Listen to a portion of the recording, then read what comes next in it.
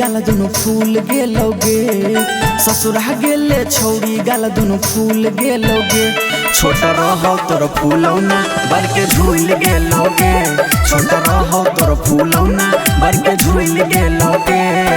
ससुरा गेले छौड़ी गाल दुनु फूल गेलोगे ससुरा गेले छौड़ी गाल दुनु फूल गेलोगे छोट रहो तोर फूलौना बर के झूल गेलोगे छोट रहो तोर फूलौना बर के झूल गेलोगे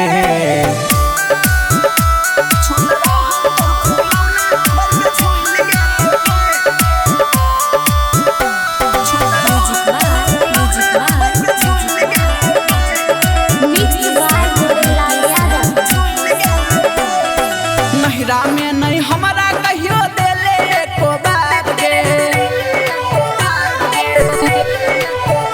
हे ससुरा में भतरा से करते हो भी खूब प्यार के हाँ नहिरा में नहीं हमारा कहियो देले एको बात के ससुरा में भतरा से खूबे करते हो भी प्यार के पहले बंद रहो मुँह अब खुल गेलोगे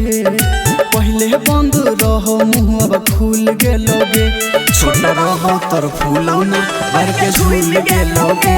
छोट रहो तोर फूलौना बर के झूल गेलोगे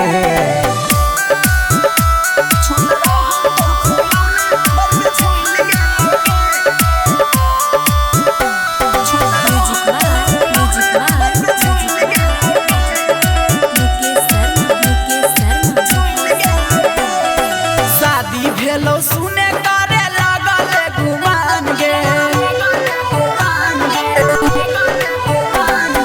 हमरा अब ललचाबै छी देखाई के समान गे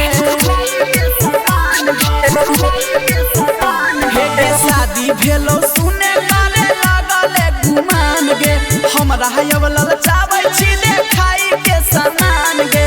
अमर आयुष यही से तोरा भूल गेलोगे सोनो कन्हैया यही से भूल गेलोगे छोट रहो तोर फूलौना बर के झूल गेलोगे छोट रहो तोर फूलौना बर के झूल गेलोगे रिकॉर्डिंग स्टूडियो राजा जनमानसी।